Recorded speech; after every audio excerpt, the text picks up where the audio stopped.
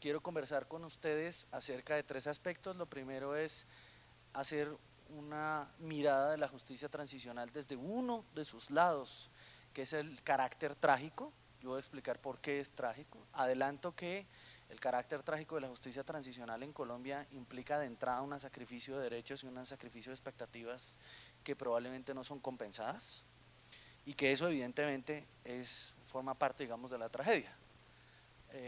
Por tiempo no me voy a extender a una metáfora muy bonita que yo quería traerles, que es la figura de una obra literaria muy importante de Sir William Shakespeare, que seguro algunos de ustedes habrán leído o habrán visto la película, que es la película del Mercader de Venecia. Solo les adelanto para que todos y todas nos pongamos un poco en situación y para que vean que yo no soy solamente abogado, que esa obra de Shakespeare, yo creo, en mi opinión, narra perfectamente el carácter trágico de la justicia transicional de Colombia. ¿Por qué? Sintetizo muy rápidamente. Hay una persona que se quiere casar, un señor que se quiere casar con una mujer, y para pagar su dote, por favor, aclaro que todo el análisis de género que yo respeto y comparto, recordemos que estamos en 1500, no hoy, en 1500.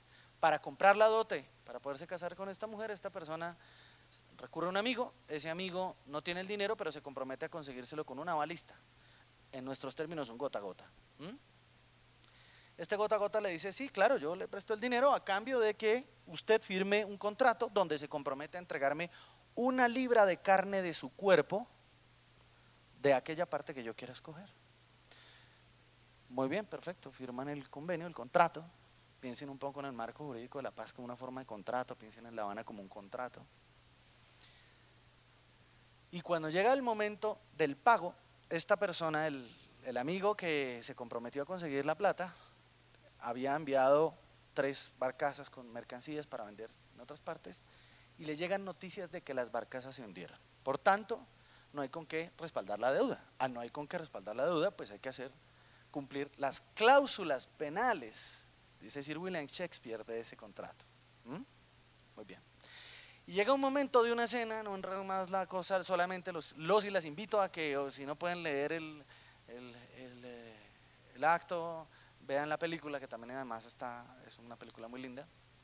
Cuando llega el momento de la exigencia de la justicia, se presenta el personaje que es Shylock, el judío que ha prestado el dinero, ante el juez, que es una mujer.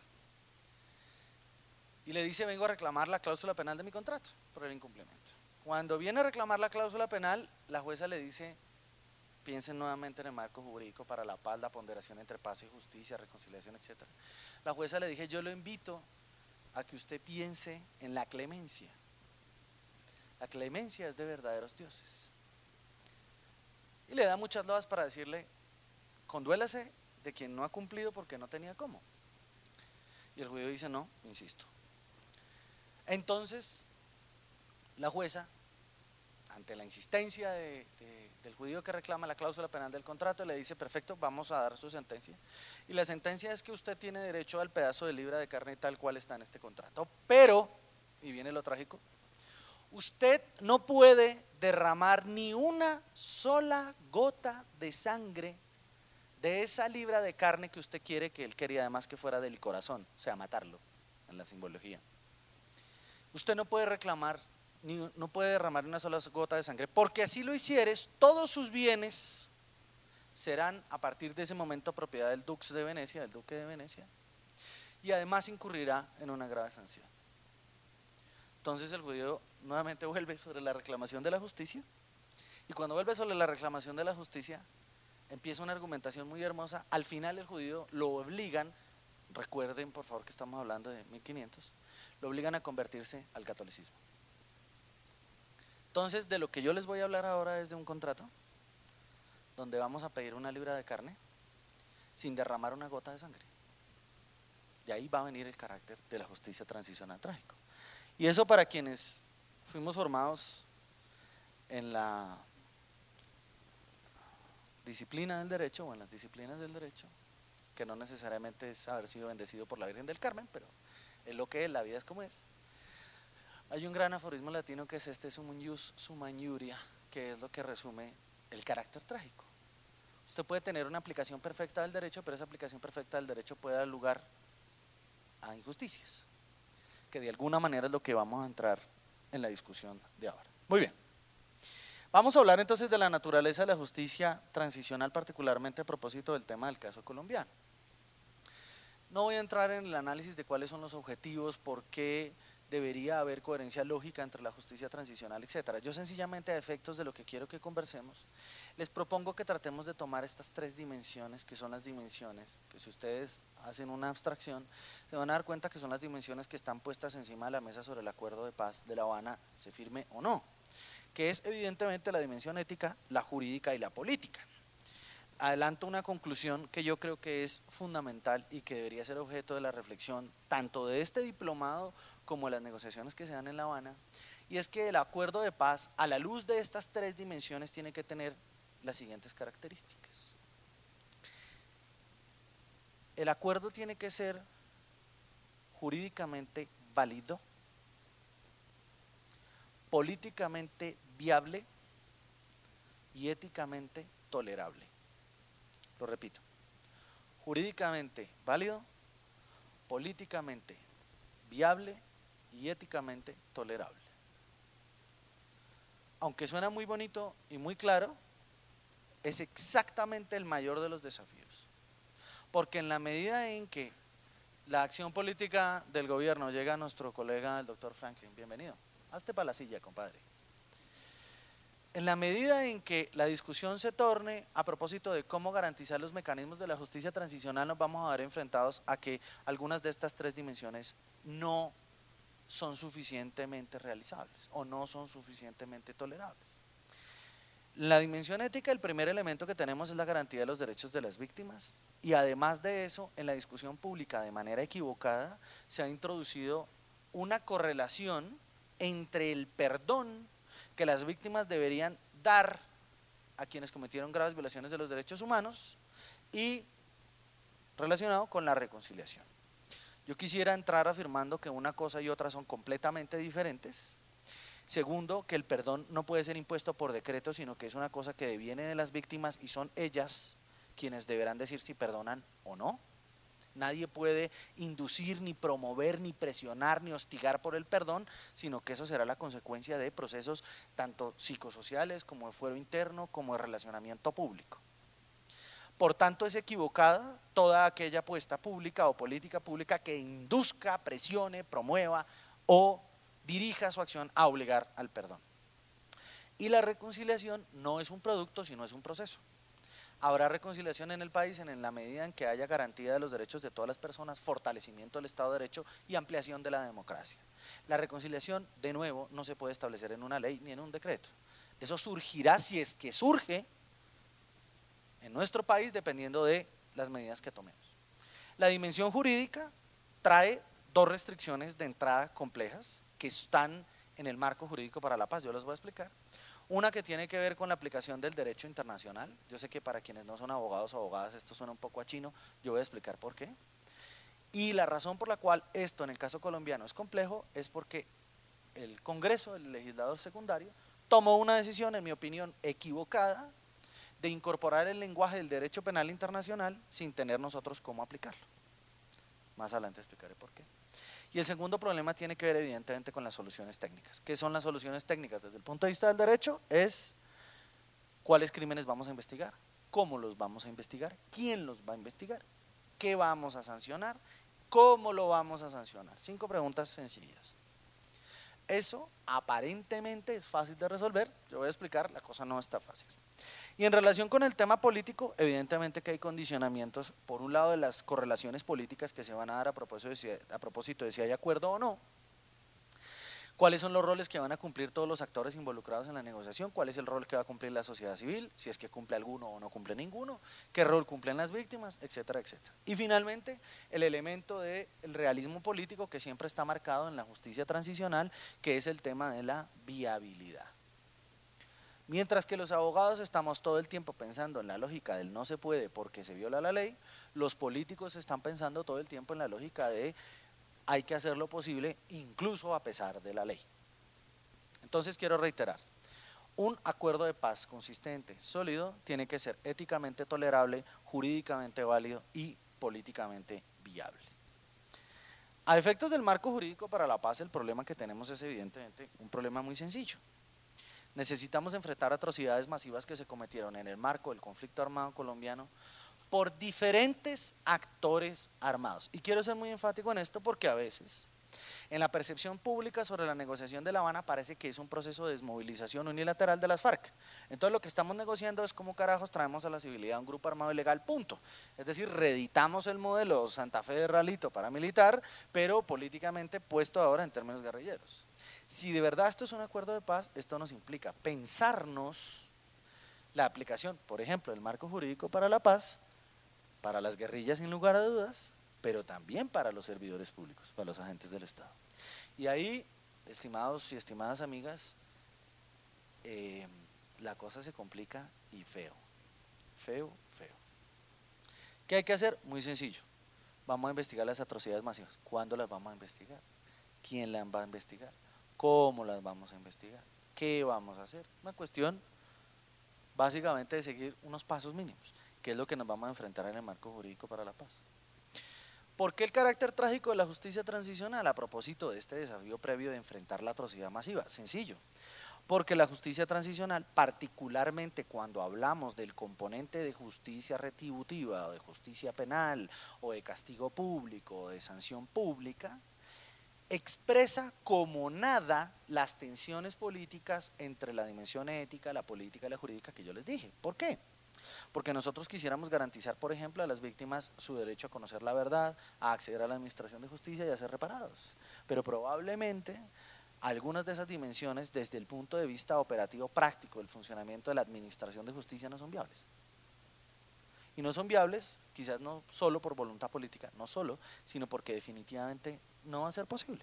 Por ejemplo, voy a poner dentro de estas tensiones una como ejemplo.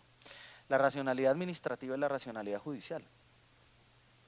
Para ponerlo de manera coloquial, esto hace referencia única y exclusivamente a la famosa frase campesina de que una cosa es lo que quiere el burro y otra que lo arrea. Una cosa es lo que nosotros podamos querer con respecto a una política de persecución penal y otra cosa es cómo carajo lo vamos a hacer. Yo quiero tener sentados en el estrado de los acusados a todas las personas que cometieron graves violaciones de los derechos humanos. Un excelente principio.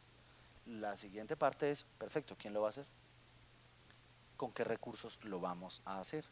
¿Durante cuánto tiempo esperamos que se produzcan las investigaciones, los procesos, las sentencias? ¿Quién va a vigilar la supervisión de las condenas? Cualquiera de las condenas que nos inventemos. La más recurrida obviamente es la privación de la libertad, pero podríamos ir más allá de la privación de la libertad en las sanciones. ¿Quién va a vigilar eso? Y otro ejemplo que les pongo es el tema de la lógica de la justicia y la lógica de la reconciliación. En la mayoría de los procesos de justicia transicional que se han dado en el mundo, que tienen algún nivel de comparabilidad con Colombia, yo he tenido por mi experiencia profesional la oportunidad de primero pasar de la lógica de qué lindo es aprender de las experiencias internacionales a un momento de racionalización, y hoy soy de las personas que opina de que el mayor daño que hemos hecho, y me incluyo dentro de los que han ayudado a hacer el daño, es traer el festival de experiencias internacionales pensando que son todas comparables. Y creo que es comparar peras con aceite de camión. Son cosas absolutamente incomparables. Y en estos errores seguimos insistiendo, incluso cuando han habido análisis jurídicos sesudos, concienzudos, razonables, como por ejemplo los de la Corte Constitucional. Por eso mi primera invitación en este caso concreto es, por favor, no aceptemos cualquier comparación, no aceptemos cualquier traído de experiencia internacional. Colombia no es Congo, Colombia no es Ghana, Colombia no es Sudáfrica. Colombia, además de eso, tampoco es las repúblicas del este, las antiguas repúblicas socialistas. No son los mismos contextos, no es la misma causa de la violencia, no tienen el mismo aparataje institucional, no es el mismo nivel de democracia o de democratización, si ustedes lo quieren poner en esos términos. Por eso tenemos que tener mucho cuidado para poder en la opinión pública que en este momento está armada, más la que estoy seguro se va a venir cuando se discuta el tercer punto de negociación en La Habana, el tercero o cuarto, yo no me acuerdo qué es el punto de víctimas, el cuarto. donde va a empezar todo el mundo a traer el vademecum de experiencias internacionales perfectamente exitosas. La segunda gran lección de la justicia aprendida, de la justicia transicional, que se ha aprendido a lo largo de los años, y eso incluso es experiencia que se ha documentado en documentos de Naciones Unidas, es que no existen experiencias exitosas de justicia transicional. Punto. No. Usted puede aprender de los errores de otros, como cuando uno, recuerden, empezaba a montar en bicicleta y alguien le decía, oiga, no se vaya a ir usted en pantaloneta, en mochito, a montar en bicicleta porque si se cae se raspa. Oiga, pues entonces usted se consigue unas coderas o unas rodilleras o se pone un jean, el más gastado le dejaba a uno la mamá para romperlo cuando iba a montar bicicleta, etcétera. Pero que eso sea una experiencia exitosa, no. Segundo, si usted va a comparar, por lo menos trate de tener en cuenta una serie de variables importantes para comparar. A mí por eso me parece que sí podemos aprender de experiencias, sí, claro, pero de países con los cuales tenemos algún nivel de homologación cultural, algún nivel. Planteo concretamente como experiencias tanto por lo positivo que han logrado como por lo negativo, concretamente de los casos de Guatemala, de Argentina y de Perú. ¿Por qué? Después les voy a dar ejemplos de estrategias de persecución penal positivas y negativas que sirvieron. No significa que todo es malo, ojo, no estoy diciendo eso, lo que estoy diciendo es ojo al comparar. Ojo al comparar, porque no todo es comparable. Muy bien. ¿Cuáles son los desafíos que se están sobre la mesa en el marco de justicia transicional que tenemos que tener en cuenta? Primero, que las negociaciones de paz no son la paz. Yo entiendo, parto del supuesto que todos y todas quienes están aquí tienen ya eso muy claro. Pero cuando usted prende el noticiero, daría la sensación de que si se cae la mesa de La Habana se acabó la paz. La paz es un proceso. De hecho, hay algún profesor como por ejemplo Christian Helsworthheimer, que es un experto en negociaciones de conflictos armados, que ha hecho una invitación que a mí me parece importante reiterarles hoy, y es, hay que desmitificar el proceso de La Habana. Es un proceso de negociación, pero ellos no son la paz, o lo que salga de ahí no es la paz. La paz será el proceso social que se vaya construyendo con los años, décadas, para apostar a ese objetivo eventual de reconciliación, de democracia, al cual todos queremos que se dé. La paz, por otra parte, tampoco se alcanza solo con justicia transicional, por eso quiero dejarles otro mensaje. El marco jurídico para la paz no es un marco jurídico para la paz, es un marco para la organización de una estrategia de persecución penal de crímenes internacionales. Punto. ¿Cuál debería ser el marco jurídico para la paz? El que se produzca para garantizar las políticas públicas que favorecen la producción, consolidación de la paz. ¿Eso qué implica? Políticas de memoria, políticas de memorialización, políticas de reparaciones, políticas de restitución de tierras organizadas con seguridad, retorno, desplazamiento, para enfrentar la situación del desplazamiento, del despojo, etcétera, garantía de dignidad para todas las víctimas que están en el conflicto y además de eso, pues la garantía de los principios constitucionales y de los derechos económicos, sociales y culturales de los ciudadanos. Por eso el marco jurídico para la paz tiene un nombre grandilocuente, porque en realidad no lo es. Son una especie de principios o de pautas para organizar una estrategia de persecución penal. Punto. Pero eso no nos va a resolver la paz.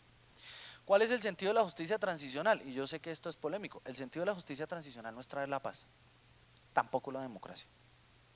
El sentido ético correcto de la justicia transicional es la lucha contra la impunidad. ¿Contra la impunidad de qué? De graves violaciones de los derechos humanos. ¿Cometidas por quién? Por todos los actores armados del conflicto, para hablar en términos colombianos. Ya se está empezando a consolidar en el escenario público un intento. Yo sé que hay algunos sectores legítimos que están impulsándolo, pero hay otra gente que lo utiliza de manera perversa, el lenguaje de la justicia restaurativa. Y me recuerda en el momento de cuando se negoció la ley de justicia y paz con los paramilitares, que varios asesores del gobierno empezaron a traerse todo el lenguaje de la justicia restaurativa con el fin de decir que lo que nosotros no necesitamos es el castigo, que lo que necesitamos es recuperación del tejido social, que hay que trabajar entre víctima y victimario, que tenemos que garantizar el retorno de las personas, buscar reconstituir el tejido social allí donde fue dañado, etcétera, etcétera. Pero es que la justicia restaurativa tiene desde su concepción una serie de postulados básicos que en principio la excluyen en casos de violencia masiva.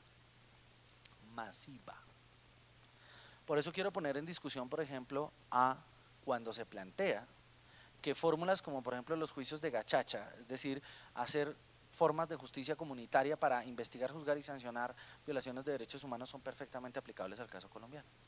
Para darles un ejemplo de la complejidad de lo que esto significa cuando se colombianizan este tipo de ejemplos internacionales, yo quisiera invitarlos a que ustedes pensaran qué sucedería si nosotros delegáramos en los palabreros guayú y en el sistema informal o de justicia indígena de los guayú o a la Guardia Indígena Caucana, les entregáramos y les dijéramos 50 guerrilleros para usted, me los procesa, me los sanciona y les cumple la sentencia. Hay que tener mucho cuidado cuando estamos comparando, porque además de eso, si es en serio que se va a tomar principios de la justicia comunitaria por un lado o de la justicia restaurativa por el otro, vamos a tener que asumir las consecuencias. Y menciono el guayú porque en el guayú hay fórmulas de resolución de los conflictos que pasan por darse bala. Eso es lo que estamos esperando que se produzca. Ojo, no estoy estigmatizando el sistema de administración de justicia de los pueblos. Lo que estoy diciendo es, si vamos a ser serios, nos vamos a comer el sistema de justicia con su cosmogonía, con su cosmovisión, con su manera de entender. Vamos a estar dispuestos a que una grave violación de derechos humanos, una tortura, violencia sexual contra las mujeres pueda ser objeto de pagamento, no de reparación integral, pagamento. La justicia transicional evidentemente no es solo justicia penal. Eso tiene que quedar muy claro y cuando hablemos de justicia transicional tenemos que pensar en políticas de verdad, políticas de memorialización, políticas de reparación integral a la víctima y lo más difícil en el marco del conflicto colombiano, reformas institucionales, como por ejemplo depuración de servidores públicos comprometidos en violaciones de derechos humanos. Eso también es justicia transicional y es de lo que poco se habla. Justicia penal además no solamente es castigo y tampoco es solamente justicia y paz, es decir, no son solo penas alternativas, tampoco es privación de la libertad, pero tampoco es me voy para la calle tranquilo. Quiero advertir además que muchas de las decisiones que se toman ahora van a tener incidencia en el futuro.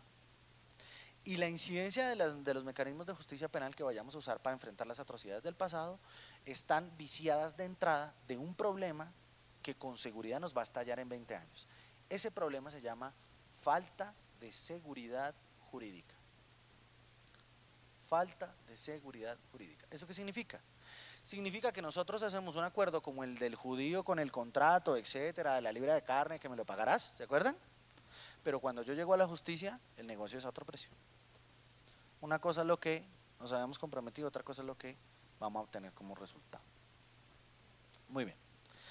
Voy a pasar rápidamente al tema del marco jurídico para la paz. Sé que algunos de ustedes, algunas no son abogados, pero quiero sintetizar para que podamos tener una conversación informada.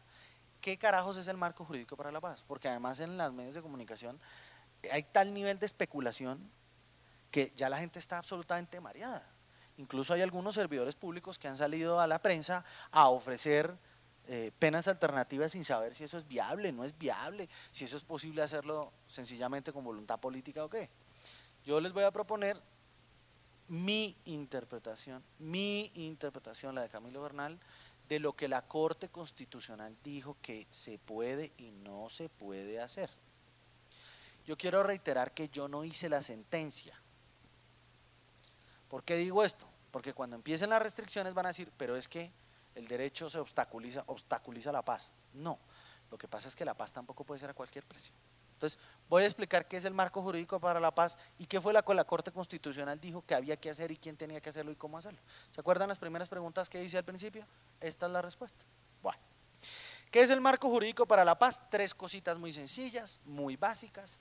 La primera es la creación de criterios para organizar una política de selección y priorización de casos de violaciones de los derechos humanos que permita esa política concentrar los esfuerzos de investigación única y exclusivamente en los máximos responsables de esas graves violaciones de los derechos humanos y que se concentra fundamentalmente en tres delitos bajo el derecho internacional o tres crímenes bajo el derecho internacional que son genocidio, lesa humanidad y crímenes de guerra, con una particularidad y es que hayan sido cometidos de manera sistemática. Voy a desmenuzar esta mazorca jurídico-penal. Criterio de selección y priorización en castellano castizo significa que la Fiscalía no va a investigar todo. Vamos a escoger qué investigamos. Y dentro de lo que escogemos, qué investigamos, vamos a escoger un nivel de prioridad. Así como cuando usted en sus actividades laborales tiene que enfrentarse a qué hago, lo importante o lo urgente, casi siempre lo importante se va para el carajo y uno solo va a hacer lo urgente. Entonces, más o menos vamos a hacer un poco esto. ¿Por qué vamos a hacer esa política de priorización y de selección? Muy sencillo, porque el Estado no tiene la capacidad para investigar todos los delitos. Quiero reiterar algo que es fundamental. Desde el punto de vista del derecho internacional, el Estado está en la obligación de investigarlos todos los delitos. Pero desde el punto de vista fáctico, en lo real, no tiene la capacidad. Y ya nos ensayamos a jugar a irla con toda y por desgracia no nos fue muy bien. El mejor ejemplo es Justicia y Paz, donde estamos investigando solamente una parte de la historia delictiva de los desmovilizados que se sometieron al proceso de Justicia y Paz con el fin de acceder a un beneficio, que es una reducción de la pena entre 5 y 8 años. ¿Quiénes son los máximos responsables? Los máximos responsables es que no voy a investigar a todas las personas que se sometan al marco jurídico para la paz, sino solamente voy a investigar a aquellas personas que tuvieron una participación muy clara o de manera directa en la planeación, organización y diseño y eventual aplicación de un plan criminal. Cuando estoy refiriéndome a máximos responsables, y esto lo va a aclarar la Corte Constitucional, no estoy hablando de los cabecillas, jerarcas, jefes, etcétera. No exclusivamente. No exclusivamente. Sí, claro, que serán responsables, pero no exclusivamente. Cuando estoy hablando de los delitos, evidentemente que entra la primera complicación, pero a esto me voy a referir más tarde, y es que en el derecho penal internacional, el Estatuto de Roma, la Corte Penal Internacional, única y exclusivamente tiene 4 delitos. Nuestro Código Penal tiene alrededor de 450 figuras penales, nosotros en el Estatuto de Roma tenemos 4. ¿Cuáles son las 4? El crimen de agresión, el crimen de genocidio, los crímenes de guerra y los crímenes de lesa humanidad, solo 4. ¿Por qué ha sucedido eso así? Porque la lógica en la cual fue evolucionando a lo largo del siglo XX y del XXI el derecho penal internacional se llegó a la consolidación de que los estados a nivel mundial solo iban a perseguir las conductas más graves. Pero les quiero advertir que en nuestro Código Penal, con la excepción de 2 figuras, particularmente la de genocidio y crímenes de guerra, los crímenes de lesa humanidad no están prohibidos como un delito autónomo. Luego voy a explicar qué significa eso, pero de entrada retengan que aquí hay un problema de legalidad muy complejo. Y el otro elemento es que los delitos han sido cometidos de manera sistemática. Esto es de nuevo una adaptación del derecho penal internacional donde se dice que los delitos tendrán un carácter, los crímenes de lesa humanidad pueden tener un carácter o generalizado o sistemático. Son generalizados cuando afectan a un grupo amplio de personas y son sistemáticos cuando son la consecuencia de una política o de una práctica expresa o tácita de atacar a la población civil. Es decir, no es que son muertes o desplazamientos o desapariciones forzadas o tortura o violencia sexual aleatoria, hechas por manzanas podridas, sino que hubo una orientación. Alguien dirigió un plan para atacar a la población civil. Lo que dijo el marco jurídico para la paz es: yo no voy a investigar todos los delitos, voy a investigar los que tienen esta última característica, que se derivan de un plan de ataque a la población civil. Muy bien. ¿Qué más es el marco jurídico para la paz? La renuncia expresa a la persecución penal de una gran cantidad de delitos. Si yo ya dije que no voy a perseguir, sino solo estos que tienen la naturaleza sistemática, pues todo esto otro que no la tiene, no lo voy a perseguir. Pero no la voy a perseguir a cambio de unas condiciones. Y finalmente se establece una política compleja de beneficios judiciales para quienes se sometan al procedimiento. ¿Cuáles son? Ahí están mencionados. La suspensión condicional de la ejecución de la pena. Esta es una figura que se utiliza en el derecho penal y es que yo a usted le impongo una pena y le digo: no le voy a aplicar la pena si usted cumple las siguientes condiciones. Cuando las cumpla en un lapso de tiempo que yo le establezco, le extingo la pena. Lo que establece el marco jurídico para la paz es: usted ya está condenado, automáticamente, después de un proceso que vamos a ver si es fácil de lograr, yo le voy a extinguir a usted el efecto de la pena.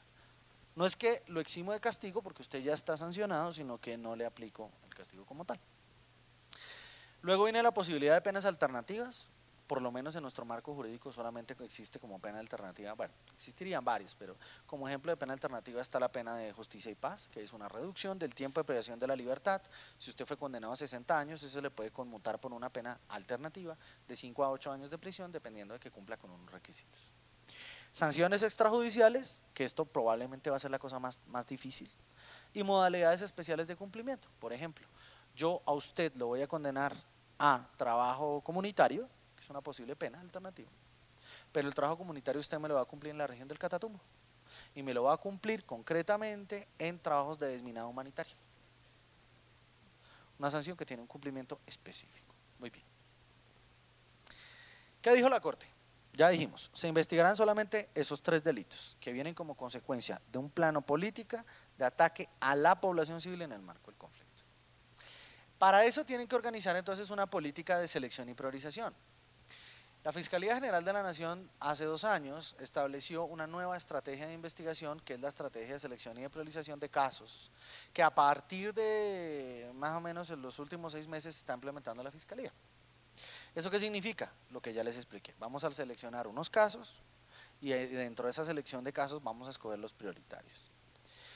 Ya es muy difícil hacerlo en virtud del principio de legalidad. ¿Por qué? Porque la Fiscalía está obligada a investigar todos los hechos criminales. Gracias, ma. Pero en aras de la paz lo que se dice es vamos a escoger unos delitos, no todos. ¿El problema cuál es aquí? El problema es que la reforma constitucional dijo que, sin perjuicio de que el fiscal tenga esa facultad, el gobierno va a proponer una ley estatutaria, que es una ley especial que tiene muchos más controles que las leyes ordinarias para aprobarlo. Va a proponerle al Congreso una ley donde establezca los criterios de selección de los casos. Entonces, la persecución penal empieza viciada, casi que de muerte, porque quien escoge quiénes van a juzgar o quiénes se deberían juzgar, o cuáles son los criterios para juzgar a estas personas, lo va a hacer es el gobierno. ¿Quién tendría que hacer eso? ¿A quién se les ocurre a ustedes que quién tendría esa tarea que hacerla? El primer problema es que si vamos a salir de la paz, vamos a decir, el primer problema de verdad que tenemos es, listo, ¿quiénes van a responder? Por eso la justicia transicional siempre es ecuánime de la rendición de cuentas, ¿cierto? ¿Quiénes van a salir a frentear el problema del pasado? Solamente tenemos 50 años de violencia masiva contra la población civil. Vamos a ver, hágame el favor y vamos a organizar a las personas. ¿Cuál es el problema? El problema aquí es que la decisión final sobre qué va a pasar sobre la paz no la tenemos los ciudadanos de la calle, la tiene el Congreso. ¿Cuál Congreso? ¿Por el que votamos? O no votamos, ¿no? Sobre el cual, digamos, ya están cernidas discusiones públicas acerca de su carácter de ilegítimo. Entonces, cada vez que alguien habla de la paz y de lo lindo de que vamos a hacer y todo eso, piensen en lo real es esto. La política de selección la va a armar este gobierno para entregársela a este Congreso, para que este Congreso en el marco de 4 años saque la ley. O sea que el que piensa que la paz va a ser cuando se firme La Habana, más o menos a los 8 días ya estamos todos en paz y sale un lindo arcoíris de un lado al otro de Colombia, falso. Esta vaina va para largo, y largo son décadas. Si la gente está decepcionada de que Justicia y Paz no ha logrado sino alrededor de 20 condenas contra comandantes paramilitares en el largo de 8 años, espérese a que venga la justicia transicional del marco jurídico para la paz. ¿Por qué? Porque es que investigar, juzgar y sancionar crímenes internacionales no es hacer maíz pira. Y la gente a veces se le ha vendido la historia de que la paz es un proceso que lo que hay que hacer es acelerarlo. No. Aquí hay una serie de condicionamientos técnicos de la vida real, no inventos de nosotros ni nosotras los abogados. Hay cosas que no son fáciles de hacer. Sencillamente quiero reiterarles que la política de selección de casos, es decir, quién va a escoger los criterios con los cuales vamos a escoger qué caso sí y qué caso no, no está en sus manos, está en este Congreso y en este gobierno. Yo solamente les quiero reiterar que cuando se hizo esto en Justicia y Paz fue el fracaso. ¿Por qué? Porque fue el gobierno con los comandantes paramilitares los que escogieron a quienes juzgaban y a quienes no. Y a la Fiscalía le tomó 6 años averiguar que dentro de la tropa que le presentaban, por ejemplo, del bloque de héroes del Catatumbo, habían 2 comandantes de otra estructura armada ilegal, que fueron desmovilizados como patrulleros, pero que en realidad cumplían labores como comandantes. ¿Por qué hacemos eso? Sencillamente porque nos encanta reiterar todos los errores posibles. ¿Cuál era la lógica? La lógica es muy sencilla. Me hace un favor, señor gobierno, usted me organiza toda la gente que van a ir a frentear y me los trae a las 7 de la mañana desayunaditos y me los pone en el búnker. Yo armo 2 puertas, una para grupos armados ilegales, otra para agentes del Estado, y yo los investigo. Cuando yo ya tenga la investigación clara, le digo, a este lo vamos a llevar a juicio, a este no lo vamos a llevar a juicio, le vamos a llevar a condena. Pero lo que no puede suceder es que el gobierno organiza los criterios y después cuando vengamos al tema, sea la fiscalía la que se desgaste averiguando que aquí están no todos los que deberían estar y que afuera hay otra gente recibiendo beneficios que no debería tener. Bueno. ¿Cuáles son los criterios para priorizar dentro de los crímenes que se van a investigar? La Corte Constitucional dijo, mire, la política que se va a organizar tiene que tener 2 criterios principales: la gravedad del hecho cometido y la representatividad de los hechos en relación con la violencia masiva. Esos 2 criterios más más recoger todas las obligaciones internacionales del Estado, todas las condenas internacionales al Estado colombiano en la Corte Interamericana, el informe intermedio de la Fiscalía de la Corte Penal Internacional, llega a la conclusión de que la lista que en principio habría que priorizar es la que contiene los siguientes delitos: 1, ejecuciones extrajudiciales; 2, tortura; 3, desaparición forzada; 4, violencia sexual contra la mujer en el marco del conflicto armado; 5, desplazamiento forzado; 6, reclutamiento ilegal de menores. Esos 6 delitos son los que en principio vamos a empezar a investigar. ¿Por qué? Porque esos delitos son los que representan de una manera más clara la gravedad de las violaciones o del ataque mejor cometido contra la población civil. Muy bien. ¿Y qué vamos a hacer con la investigación? Cuando se hizo la audiencia ante la Corte Constitucional sobre el marco jurídico para la paz, ocurrieron una gran cantidad de cosas excepcionales. Digo excepcionales no como un adjetivo calificativo positivo, ¿no? Por ejemplo, es la primera vez que para la decisión de un tema jurídico se le da la palabra al presidente de la República. A mí me sorprendió enormemente, yo no estaba en el país, pero estaba en internet cuando lo veo al hombre paradito, pidiendo perdón, leyendo el informe de Basta Ya y tal, y echando su rollo de la necesidad del marco y papá. Bueno, fue una cosa bastante excepcional. Evidentemente que el marco jurídico para la paz debería llamarse mejor el marco político para la paz, porque a la hora de la verdad la legalidad está de segundas. Es decir, aquí muchas de estas decisiones son políticas, no son realmente jurídicas. Pero cuando se tomó la decisión en la Corte Constitucional, que fue una decisión que no fue mayoritaria, prácticamente todos salvaron el voto o lo aclararon, con excepción del magistrado ponente. Se tomó una decisión y es: el Estado no puede dejar de investigar todos los delitos, para que lo tengamos claro. Pero no vamos a juzgar a todas las personas por todos los delitos. ¿Qué es lo que vamos a hacer? Vamos a hacer una estrategia donde vamos a coger toda la talega de toda la bolsa donde están todos los delitos y se los vamos a imputar a los llamados máximos responsables. ¿Quiénes son los máximos responsables? Los que cumplieron un rol esencial en la comisión. Dicho por la Corte Constitucional se ve muy claro y muy preciso, pero cuando usted aterriza eso en materia penal, eso significa que todas las personas que aportaron de alguna manera en la comisión del hecho punible deberían ser responsables. No solo el comandante o no solo los comandantes. Aclarar esto, se los juro que va a tomar mucho tiempo dentro del Congreso, o bueno, en el gobierno cuando presente el borrador de ley estatutaria. Después la Corte Constitucional dijo, bueno, ¿y cómo van a hacer eso de investigar a todo el mundo y después imputárselo solo al máximo responsable? La Corte dijo, no, vamos a hacer macroprocesos. Y vamos a hacer macroprocesos siguiendo los siguientes criterios. ¿Cuáles son los hechos que tienen coincidencia? Por ejemplo, en lugar, tiempo, forma de comisión, sujetos pasivos o grupos sociales afectados, es decir, las víctimas, sujetos activos, escala de comisión, evidencia disponible de que sean representativos, de que tengan las mismas características. Voy a darles un ejemplo.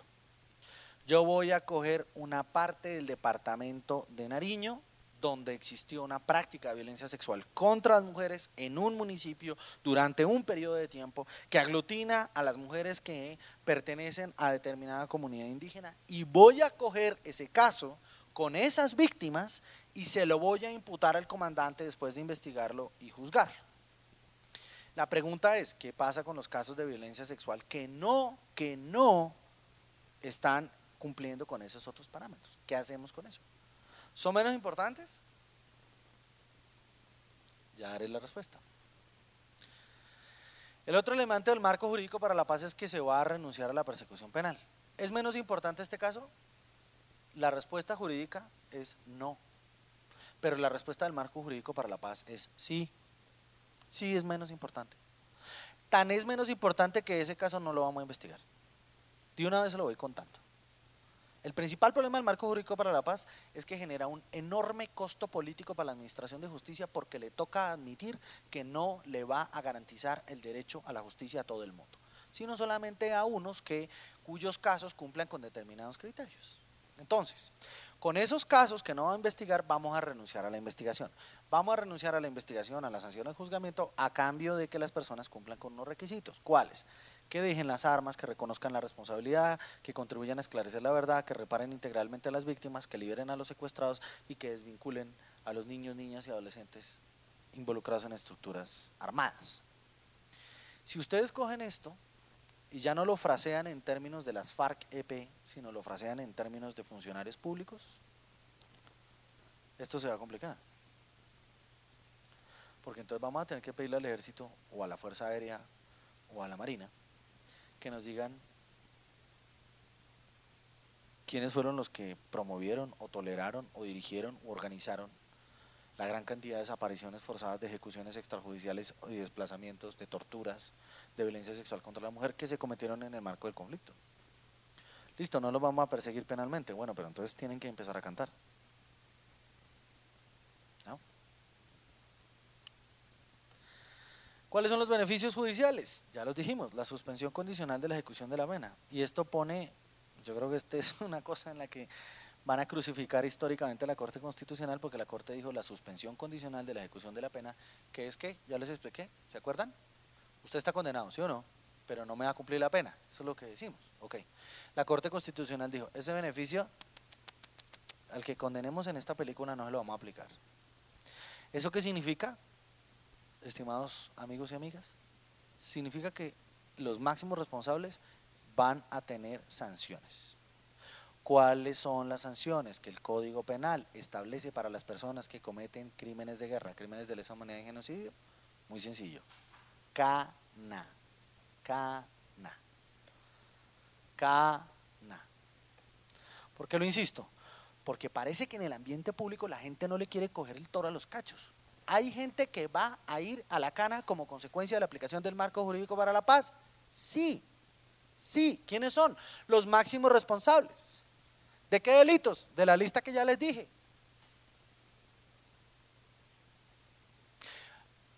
Podemos hablar ahora más tarde si es la única alternativa, si es la única posibilidad o no. Lo que yo les digo es que hoy por hoy el mandato de la Corte Constitucional es que eso es lo que hay que hacer, sin perjuicio de que las personas que no hayan sido declaradas como máximos responsables puedan ser beneficiarios de estos otros beneficios, de penas alternativas, de otras sanciones, interdicción de derechos y funciones públicas. Habrá gente a la que seguramente los jueces o el tribunal que se cree para esto sancionará con el hecho de que no se puede, que no pueden participar en política.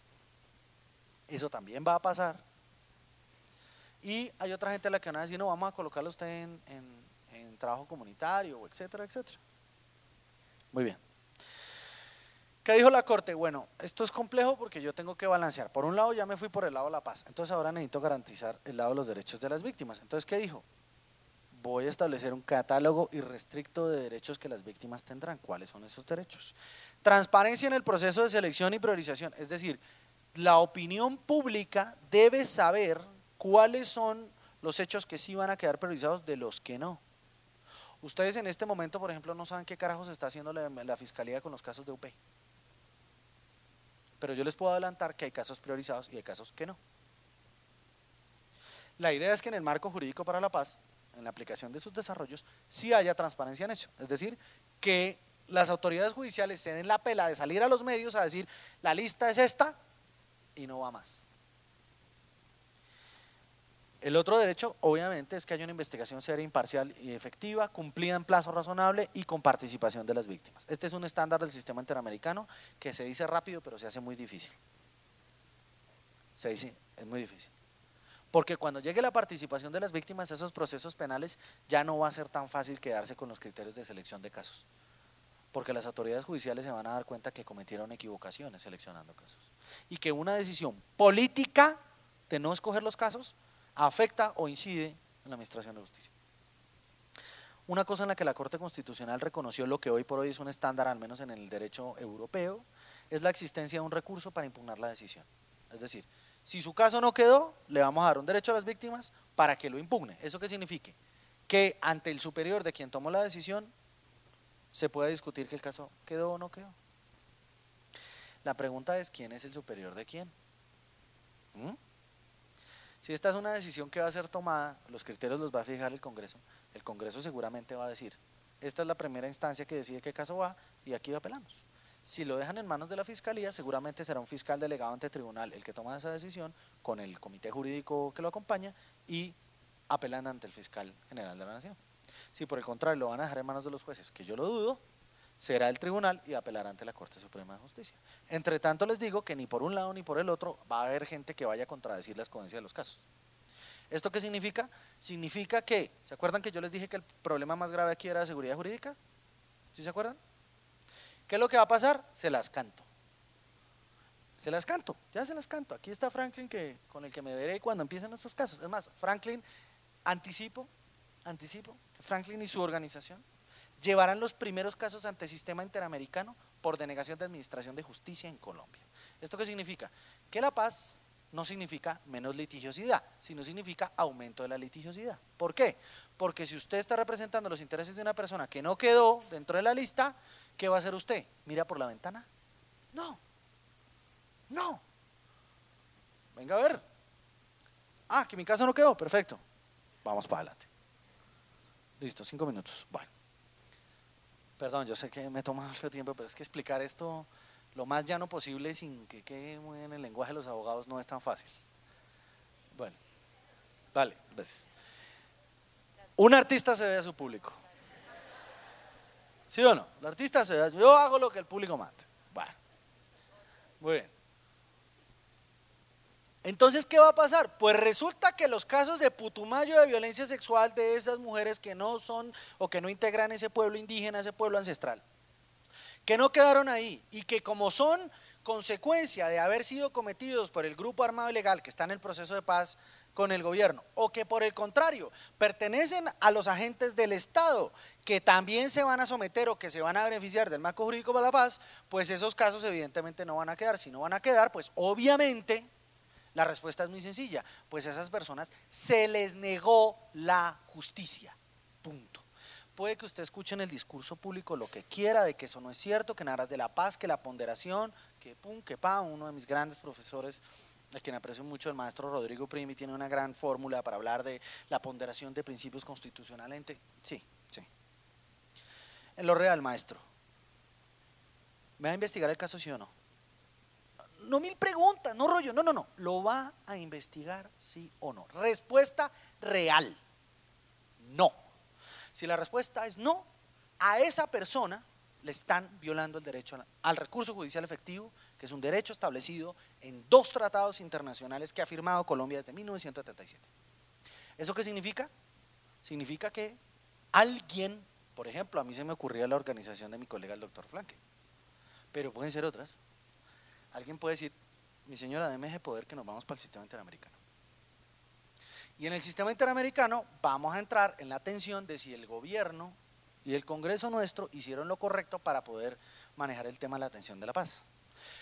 Por eso yo les decía, esto va para largo porque la litigiosidad no va a resolver, es decir, estos comandantes que nosotros creemos que probablemente, o esta gente que van a ir de máximos responsables, que creemos que los vamos a pasar por este tamiz y quedaron condenaditos, probablemente en 20 o 30 años vamos a tener que volverlos a juzgar. ¿Por qué? Porque el acuerdo es débil, porque fue montado sobre una pirueta circense de tratar de hacer compatible lo incompatible, tratando de ofrecer vainas en una negociación que no se pueden ofrecer. ¿Qué es lo que de manera muy clara no le puede ofrecer el gobierno a nadie, ni a los grupos armados ilegales, ni a los grupos legales? Seguridad jurídica. ¿Por qué no la puede ofrecer? Porque no la tiene. ¿Sí? Es como si yo les ofreciera a ustedes que a la salida de aquí los van a recoger en limusina. ¿Cómo le ofrezco eso si no lo tengo? Yo no puedo ofrecer seguridad jurídica. Lo que sí le puedo ofrecer yo a ustedes como mensaje es que en la mayoría de países donde se han hecho este tipo de transacciones con fundamento legal débil, ¿se acuerdan que yo les dije que tenía que ser jurídicamente válido? En la mayoría de países donde se han hecho estas transacciones con fundamento legal débil, en 20 o 30 años vuelven los tribunales. ¿A usted no los quería ver ahorita? No importa, Pacho, tú tranqui, que en 30 años vuelves para acá. Al que le quede dudas, piense en el gran dictador guatemalteco que generó el genocidio contra el pueblo maya y Chile, Efraín Ríos Montt, al tribunal. ¿Cómo resolvieron en Guatemala el problema de Ríos Montt? Por fuera de la justicia, por la política. Bueno, tiene derecho entonces a impugnar. Una vaina que la Corte Constitucional dijo que a mí no me gustó ni poquito, es que la Corte diga que las víctimas tienen derecho a asesoría especializada. En materia de representación de víctimas de violaciones de los derechos humanos, una cosa es atención, otra cosa asesoría y otra representación. ¿Ya? Quienes trabajan en instituciones del Estado, probablemente en instituciones distritales, saben que una cosa es que llegue el señor o la señora a preguntar por su derecho a la institución pública y otra cosa es, venga mi señora, deme poder y vámonos para los tribunales que yo voy a representar su derecho. La Corte dijo asesoría, que tendría que haber dicho, en mi opinión, representación. ¿Eso qué significa? ¿Cómo se come? Señores de la Defensoría del Pueblo, me hace el favor, en el Sistema Nacional de Defensoría Pública, me nombra X cantidad de defensores y defensoras públicas para que representen a las víctimas de estos casos ante los tribunales. ¿Por qué la Corte no lo hizo? No sé si es porque quiere quedarse a salvo del problema del techo fiscal, que no digan que está legislando sin plata, que eso es una realidad, la Corte a toda hora le dan con eso. O la otra es que la Corte sabe que si le pone abogados a esta película, vamos para largo. Porque no solamente van a tener un fiscal entrenado de calidad de tribunal, experto en crímenes internacionales, sino además de eso hay que ponerle un abogado o abogada del mismo calibre al otro lado. ¿Para qué? Para una sola cosita, para litigar, para representar a las víctimas. ¿Y qué implica representar a las víctimas? Joder dentro del proceso. No aplaudir, no aceptar, no tolerar, apelar, discutir, presentar pruebas, presentar argumentos. ¿Y eso qué puede implicar? Puede implicar que se tuerce el acuerdo. ¿Qué estamos haciendo? Estamos reeditando los primeros momentos de Justicia y Paz, que es donde las víctimas enfrentándose en las versiones libres a los paramilitares, cuando llegó el momento de pasar a los tribunales, oiga, ¿y quién me va a representar a estas víctimas?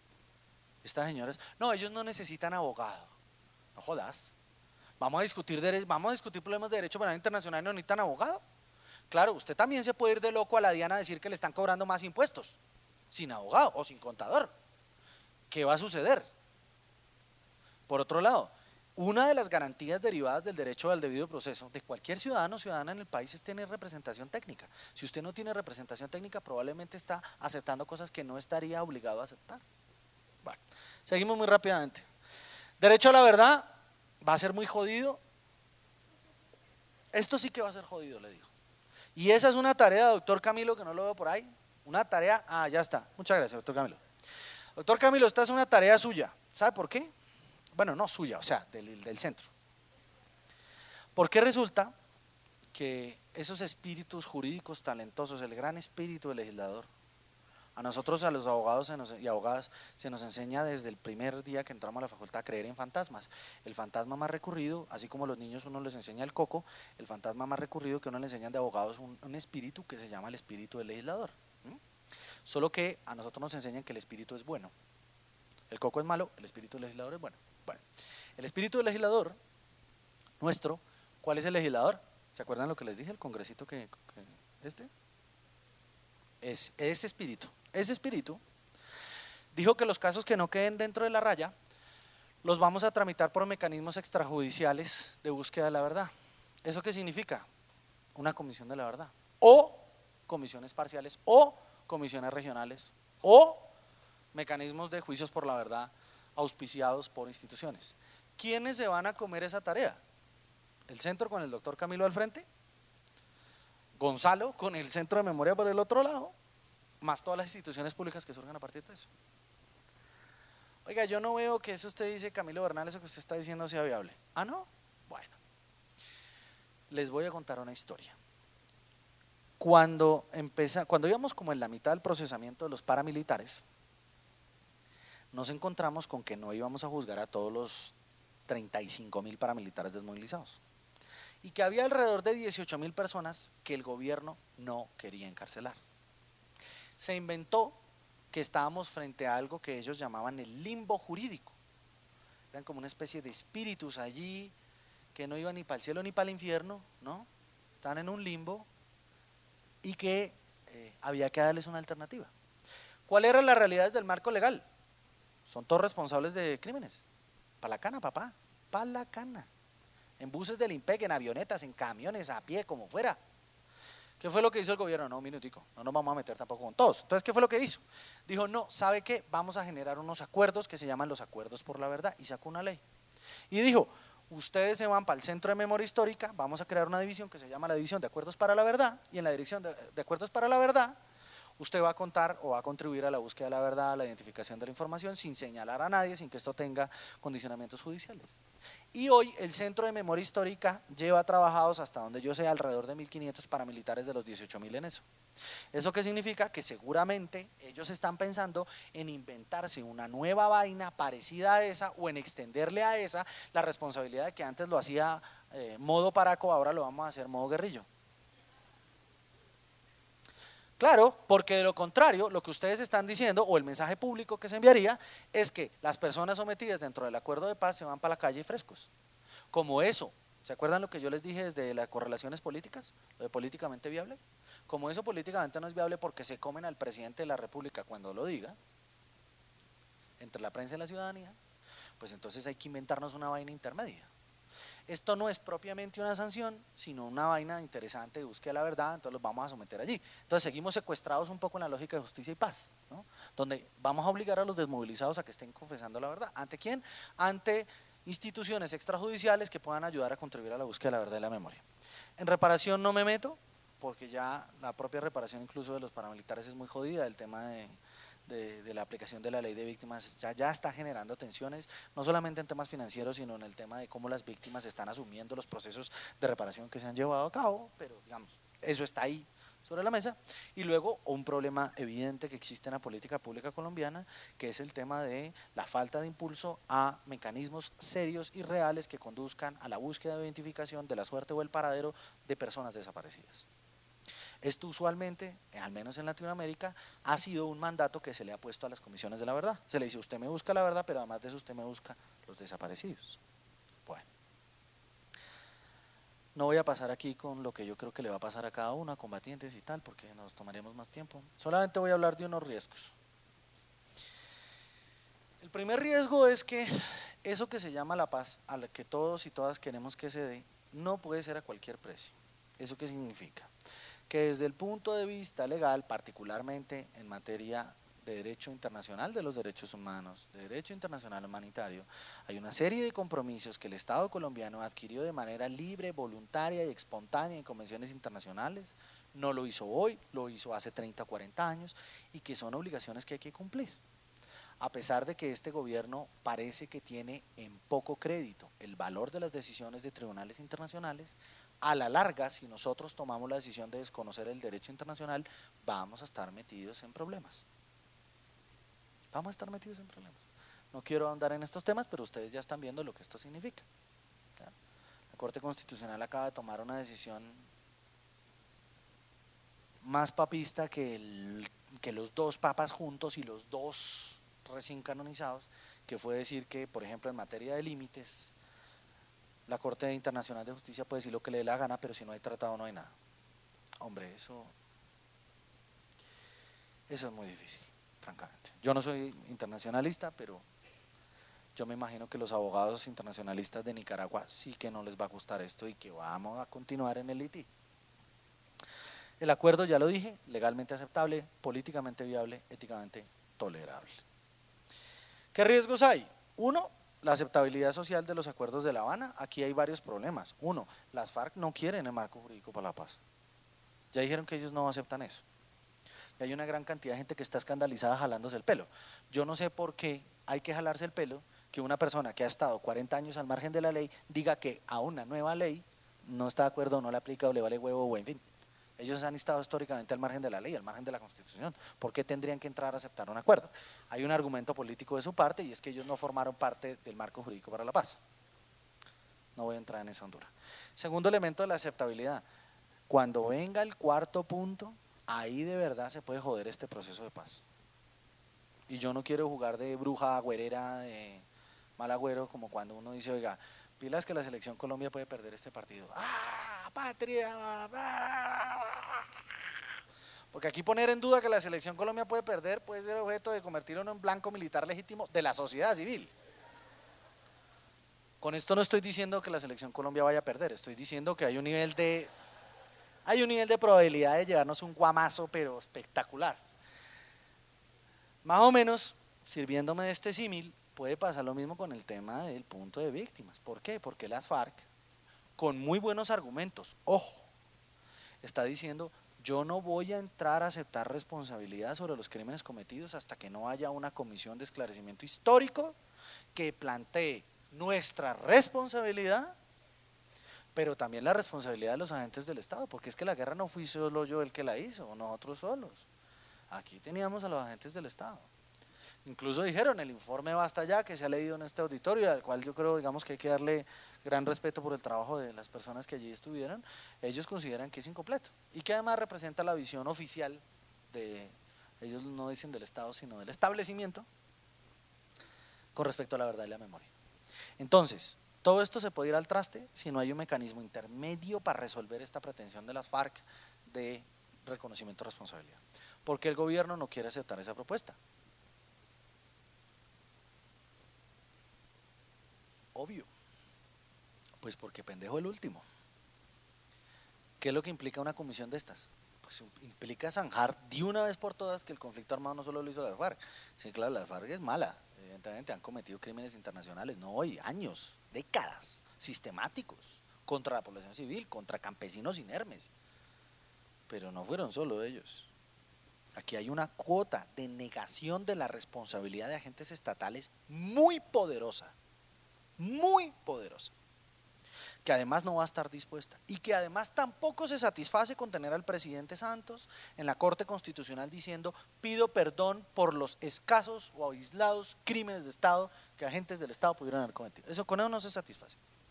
¿Qué es lo que hay que buscar? Les doy un ejemplo, la Comisión de la Verdad del Perú. ¿Qué hizo la Comisión de la Verdad del Perú?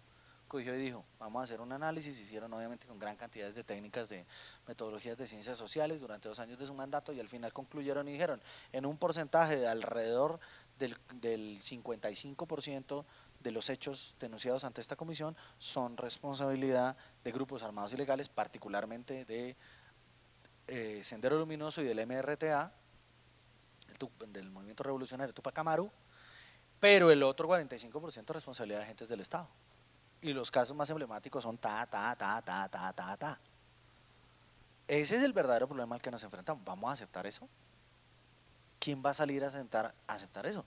Porque aceptar eso implica sentar al comandante de las Fuerzas Armadas, como se hizo en Argentina, a reconocer que habían violaciones de derechos humanos. Bueno, la implementación de las políticas de priorización y la futura selección de casos, ya expliqué, alta litigiosidad, los problemas de los macroprocesos. Una cosa es decir la Corte Constitucional vamos a hacer macroprocesos y otra cosa es quién lo hace y dónde. En Justicia y Paz cuando se intentaron macrosentencias nomás para, incluso cuando se intentaron las primeras audiencias de versión libre contra Salvatore Mancuso, contra Macaco, contra Ernesto Weiss, contra ellos, no había ni siquiera edificios donde poner las personas. Yo les dejo sembrada una idea. ¿Cuál es el espacio público en el cual vamos a hacer el juicio, por ejemplo, con las víctimas de Timochenko? O de Andrés París, o de gente del Secretariado General de las FARC. ¿Cuántos abogados representarán a las víctimas? ¿Cuántos fiscales llevarán a cargo la imputación? ¿Cuántos abogados le vamos a permitir a estas personas que, si esto es un Estado de Derecho y si esto de verdad va a ser un juicio por la democracia y no derecho penal de enemigo, ellos tienen derecho a abogados, a defenderse, a contradecir a la fiscalía, a presentar pruebas, etcétera, etcétera? Si eso es así, estamos hablando de una cosa que judicialmente es muy jodido de manejar, muy jodido. ¿Por qué? Porque además el juzgamiento se tiene que dar en el marco de derecho. Bueno, seguridad jurídica ya saben lo que opino. Riesgo de impunidad de crímenes de Estado cometidos por servidores públicos, yo creo que esto está ahí, claro. En la medida en que la opinión pública siga conduciendo a que esto es un problema de que vamos a desmovilizar las FARC y no estemos reconociendo el otro lado de la violencia del Estado, particularmente de los crímenes de Estado, pues ahí hay un riesgo de impunidad del recarajo. Sí les anuncio como muy buena noticia que la Asociación Colombiana de Militares Retirados, ACORE, ya le pidió al fiscal que piense en beneficios para los militares y ya le pidieron al presidente que piense en beneficios para los militares. Reitero la expresión que dije, beneficios, no aceptación de la responsabilidad. La justicia transicional se basa en una contradicción estructural entre la negación de los hechos y el reconocimiento. Hay reconocimiento, por tanto reconciliación, cuando la verdad que es pública es reconocida oficialmente y tiene consecuencias. Hoy, en este momento, la sociedad colombiana está en negación. Si queremos reconciliación, hay que pasar a reconocimiento. Incorporación de otros actores armados ilegales, aquí hay un tema súper jodido. Y es, ¿qué vamos a hacer con BACRIM y narcos? BACRIM y narcos. BACRIM es decir, neoparamilitarismo y narcos. No, ellos no están en el marco jurídico por la paz. Ajá, vale. Lo mismo empezamos, por ejemplo, cuando se discutió el tema del narcotráfico y estructuras narcotraficantes en la mesa de Santa Fe de Ralito y terminamos con falsos comandantes paramilitares que habían comprado bloques paramilitares, comprado con plata, comprado, ¿eh? Y que fueron objetos de, durante un tiempo del proceso, después fueron extraditados, pero ahí estaban. Y algunos de estos todavía están. Bueno, reparación a víctimas, etcétera, etcétera. Mi último mensaje entonces, el marco jurídico para la paz no resuelve este problema que tenemos. Dos, la apuesta tiene que ser por una política pública integral de paz que abarque todos los asuntos que necesitamos para la paz. La paz no llega hoy, nos va a tomar mucho tiempo. El tema de la judicialización es un tema político, pero que tiene restricciones legales, en las cuales, digamos, hay que tratar de considerar todas las opciones posibles. Y evidentemente que el gran baremo va a ser si logramos un proceso de paz que sea ética, política y jurídicamente viable. Muchas gracias.